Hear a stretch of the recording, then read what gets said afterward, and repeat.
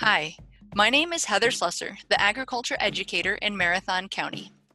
Today, I am joined by Dr. Maria Fuenzalida, the Dane County agriculture educator, and Dr. Victor Cabrera, Dairy Systems Management Specialist in the Department of Animal and Dairy Sciences. They are going to speak with us about the fact sheet that they co-authored entitled Using Bovasync Reports to Assess the Potential Impact of Heat Stress on a Dairy.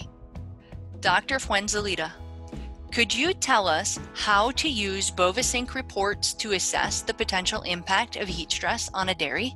Overall, producers need to watch for reduced milk production, bottle fat depression, declines in reproductive performance, increases in clinical and subclinical mastitis, and increasing morbidity in transition cows. And all these key areas is what we try to summarize in our fact sheet. Bovasync users need to enter specific codes which can create a variety of reports. For example, in our fact sheet, we developed graph for milk production where you can see mature equivalent 305 production by lactation group over a 12-month period. In that graph, you can see a decrease in milk production during the warm month, as is shown there. Other reports that we created using Bovasync and depicted in our fact sheet showed fat percent, milk quality as linear somatic cell count, reproductive performance as pregnancy risk and conception rate, transition cow health as health events shown in the last graph in our fact sheet. All reports that you can create need to be developed using a timeline, so you can detect seasonal changes in those specific key areas that you need to watch for. We created another fact sheet that depicts in detail what codes you need to enter in Bovasync to get the same graphs that we show on our fact sheet. Dr. Cabrera, could you explain to us what the economic impact really is for heat loss? Sure, Heather. Thanks for the opportunity here. We do know that heat stress has a high economic impact on the dairy industry. We need to see the trade-off of mitigation strategies against the real loss we encounter with these heat stress problems on cows. I would like to talk in general, and this depends a lot on the data available to somehow quantify these losses that are very important for decision making. Basically, I split the losses in three main areas. One is in the milk production or the price of the milk being produced.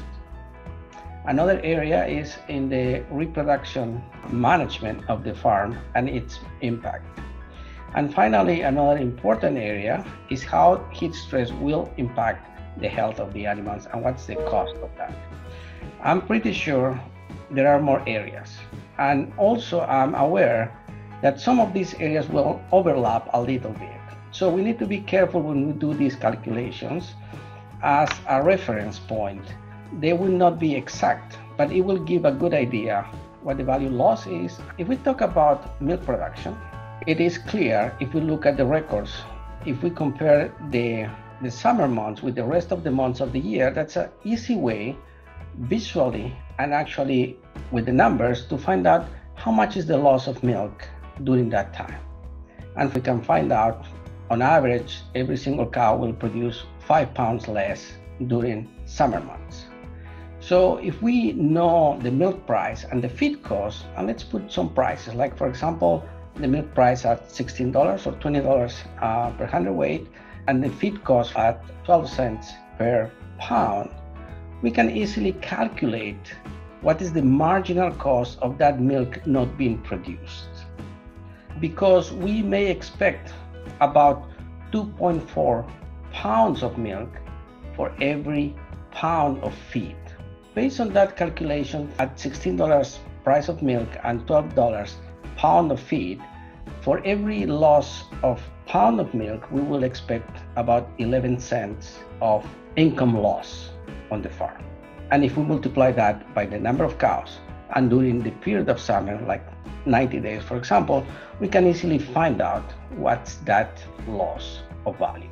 The milk price will depend on the components. One important component of that is fat, another is protein, but we know heat stress will impact greatly fat content of the milk. about 30% of the fat could be depressed because of the heat stress.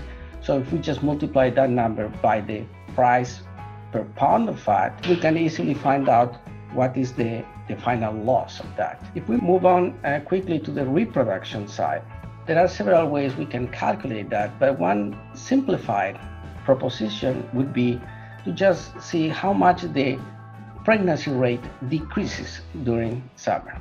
DairyComp and other systems will easily give you that information. We do have on my website, Dairy Management at the University of Wisconsin, a decision support tool that easily allows the user to enter what's the pregnancy rate during summer, what's the pregnancy rate at other times of the year, and it can give you a dollar value, and it will consider all the impacts that the change in reproduction will make up on the herd. And finally, another important area of losses is the health. There are many affections that will come up with the heat stress, but we can summarize on the most important, mastitis. And this will come in the two forms, whether it is clinical or subclinical mastitis. And actually, the data in DairyComp and other systems will give you a good indication how that changed during the summer period and how is the impact in the incidence or the number of cases of clinical mastitis. On average, every cow will lose about $286 when it is affected by clinical mastitis.